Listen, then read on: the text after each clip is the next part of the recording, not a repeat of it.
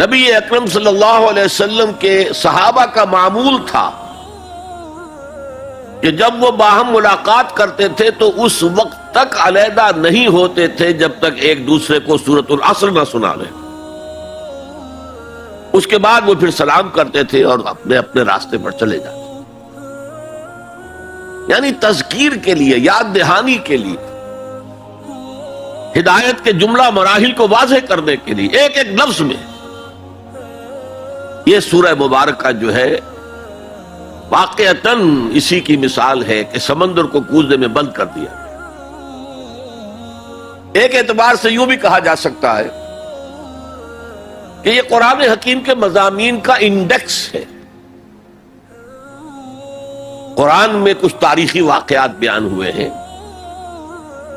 کچھ ازل کی باتیں بتائی گئیں، آدم کی تخلیق کا مرحلہ بتایا گیا، آدم و ابلیس کا قصہ بیان کیا گیا، پھر بہت سے انبیاء کے حالات بیان کیے گئے، پھر ہمیں آخرت کی خبریں دی گئیں.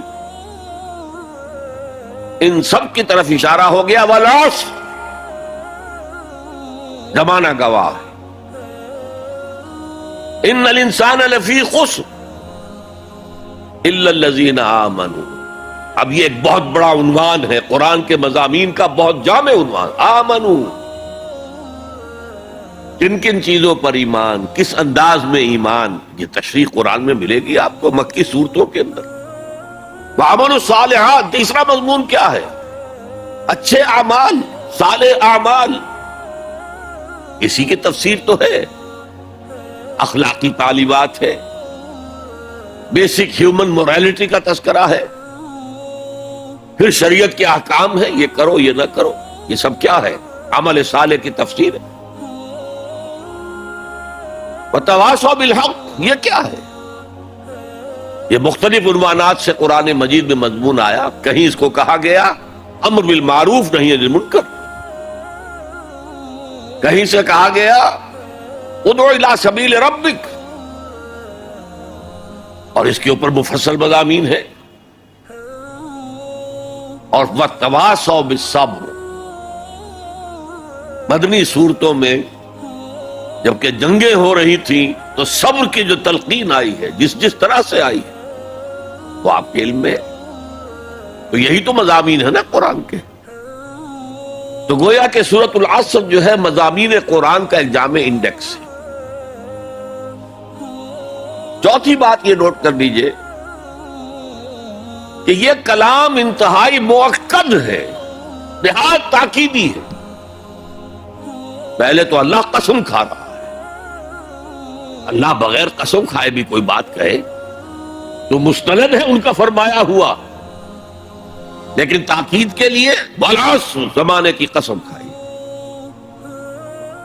ان الانسان لفی خسر، ان تاکید کے لیے، لفی لام پھر تاکید کے لیے، خسرن تفخیم کے لیے، معمولی خسارہ نہیں، 1000 2000 لاکھ 2 لاکھ کروڑ 2 کروڑ کا خسارہ نہیں، بہت بڑا خسارہ. تاکید کی انتہا ہے. یہ 4 باتیں نوٹ کرنے کے بعد اب ذرا اس کا ترجمہ اور اس کا انالیسس دیکھیے. آیتیں 3 ہیں. والعصر، زمانے کی قسم ہے. یہ کلام مفید نہیں بنتا، اس سے کوئی معنی سمجھ میں نہیں آتے جب تک یہ معلوم نہ ہو کہ کس بات پر قسم کھائی جا رہی ہے. لہذا بات بنے گی والعصر ان الانسان لفی خسر. اب یہ کلام مفید ہے، اس کے معنی سمجھ میں آ گئے. اسی طرح تیسری آیت کے کوئی معنی نہیں بنتے جب تک کہ دوسری آیت کے ساتھ نہ جڑے. الا الذین آمنوا وعملوا الصالحات وتواصوا بالحق وتواصوا بالصبر، سوائے ان کے جو ایمان لائے اور جنہوں نے نیک عمل کیے، جنہوں نے حق کی وصیت کی اور جنہوں نے صبر کی وقت تاکید کی. یہ اللہ سے کلام شروع ہو رہا ہے تو یہ تو مستثنا ہے نا. مستثنا منہ کیا ہے؟ کس سے مستثنا کیا جا رہا ہے؟ دوسری آیت کے ساتھ جوڑیں گے تو معلوم ہوگا کہ ہاں اب یہ کلام مفید ہے. ان الانسان لفی خسر الا الذین آمنوا وعملوا الصالحات وتواصوا بالحق وتواصوا بالصبر. اس سے کیا بات سامنے آئی؟ انگریزی میں جب آپ انالیسس کرتے ہیں کمپلیکس سینٹنس کا تو اس کا پرنسپل کلوز ایک ہوتا ہے. پرنسپل کلوز کیا ہے؟ ان الانسان لفی خسر. یہ اپنی جگہ ایک مکمل جملہ ہے، مکمل مفہوم کا حامل ہے. اگرچہ پہلی آیت بھی اسی کے ساتھ جڑ جائے گی، تیسری بھی جڑ جائے گی، اور یہ تینوں مل کر بھی ایک جملہ بنتے ہیں. زمانے کی قسم ہے تمام انسان بڑے شدید گھاٹے میں ہیں سوائے ان کے جو ایمان لائے اور جنہوں نے نیک عمل کیے اور جنہوں نے حق کی وصیت کی اور جنہوں نے صبر کی وصیت کی. اب ذرا اس جملے کو اپنے ذہن اور شعور کی سطح پر لکھ لیجئے یا لوح قلب پر کندہ کر لیجئے. زمانے کی قسم ہے تمام انسان خسارے میں ہیں، گھاٹے میں ہیں سوائے ان کے جو ایمان لائے اور جنہوں نے نیک عمل کیے اور جنہوں نے ایک دوسرے کو حق کی وصیت کی اور جنہوں نے صبر کی وصیت. اس جملے کو بار بار پڑھیے، بار بار پڑھیے، بار بار پڑھیے اور پھر کچھ نتیجے نکالیے. اس جملے میں کامیابی اور ناکامی کا ایک معیار ہمارے سامنے آ رہا ہے.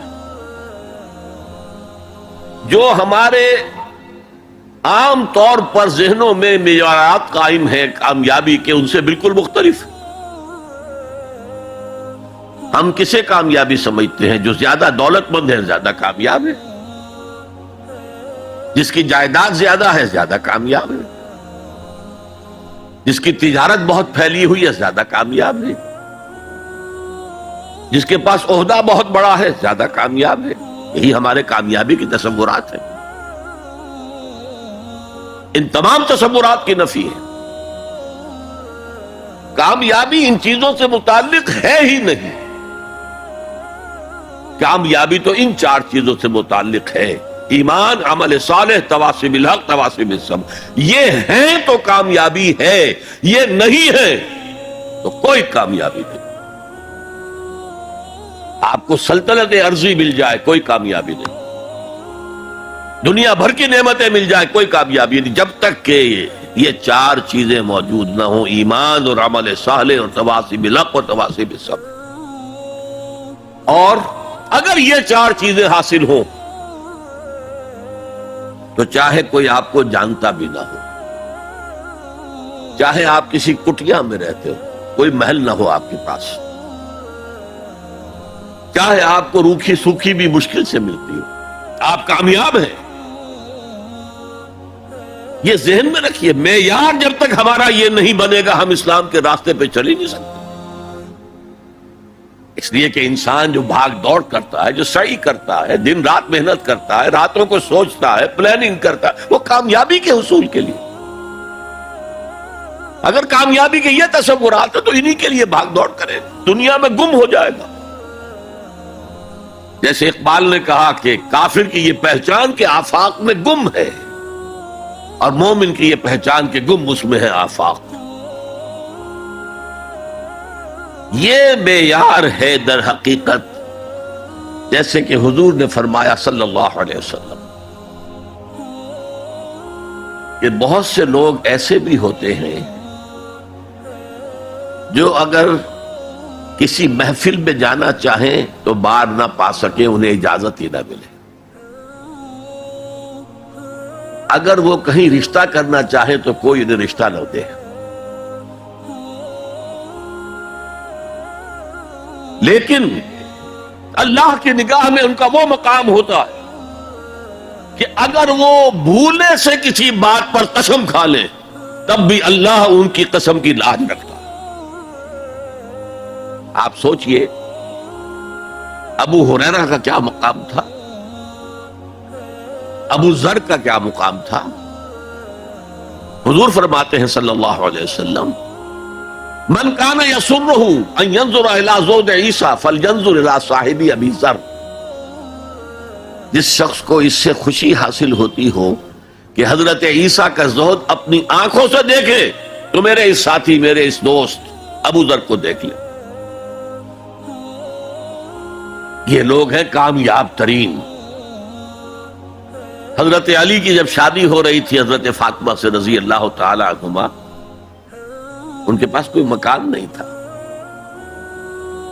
ایک انصاری صحابی نے ایک حجرہ دیا ہے جس میں کہ وداع ہو کر حضرت فاطمہ گئی. کوئی گھر نہیں تھا، فقراء صحابہ میں سے تھے. مہر دینے کے لیے کچھ نہیں تھا. حضور نے پوچھا کچھ ہے علی تمہارے پاس مہر دینے کے لیے؟ کیا حضور کچھ نہیں میرے پاس. فرمایا تمہارے پاس وہ زرہ ہوتی تھی ایک. عرض کیا جی زرہ تو ہے، لیکن ظاہر بات ہے زرہ تو ہتھیار ہے، جنگ کے لیے ہے، جہاد فی سبیل اللہ کے لیے. آپ نے فرمایا جاؤ اسے بیچو یا گروی رکھو، کچھ لے کر آؤ، مہر تو دینا ہے. کیا اس مفلسی کی وجہ سے حضرت علی ناکام انسان تھے؟ لیکن واقعہ یہ ہے کہ کامیابی کے اور ناکامی کے اس معیار پر ہمارا دل ٹھکتا. دل ٹھک جائے تو کیا کہنے، زندگی میں انقلاب آ جائے. میں جو بات کہہ رہا ہوں دل گواہی دے گا کہ صحیح ہے، لیکن برا نہ مانے تو میں عرض کروں گا. قرآن مجید میں ایک آیت آئی ہے کہ اے محمد جو کچھ آپ کہہ رہے ہیں صلی اللہ علیہ وسلم، کوئی بات لگتی تو ٹھیک ہے. ان نظن الا ظنا وما نحن بمستيقنين، گمان سا تو ہوتا ہے جو آپ کہہ رہے ہیں ٹھیک ہے، میں یقین نہیں ہوتا. اور یقین جب تک نہیں ہوگا وہ آپ کی زندگی پر وہ اثر انداز نہیں ہو سکتا. وہ معیار کہنے کو ہم کہتے ہیں ہمارا آخرت پر ایمان ہے، اور آخرت کی زندگی ابدی زندگی ہے، اور اصل زندگی آخرت کی زندگی ہے. وَإِنَّ دَارَ الْآخِرَةَ لَهِيَ الْحَيَوَانُ. لیکن ہماری بھاگ دوڑ، ہماری سعی و جہد، کہاں سے کہاں ہم جاتے ہیں اچھے کیریئرز کی تلاش میں. ایک ملک کے اندر بھی ادھر جاؤ ادھر جاؤ، ادھر جا کر کوئی تلاش کرو. ملک سے باہر بھی عرب ممالک میں جاؤ، یو اے ای میں جاؤ، امریکہ میں جاؤ، اور کتنی خبریں آتی، کتنے لوگ مرتے ہیں انلیگل امیگریشن کی وجہ سے. پورے جہاز ڈوب جاتے ہیں. انلیگل امیگریشن کس چیز کی تلاش میں؟ کیا اللہ یہاں رازق نہیں ہے، رزق نہیں دے سکتا؟ لیکن یہ کامیابی کی زندگی جس میں چمک ہو دمک ہو، تو اقبال کہتے ہیں کہ خرد کو خیرہ کرتی ہے، عقل کو خیرہ کرتی ہے چمک تہذیب حاضر کی. یہ صناعی مگر جھوٹے نگوں کی ریزہ کاری ہے، یہ جھوٹے رزقوں کی ریزہ کاری ہے، کوئی اس کی حقیقت ہی نہیں.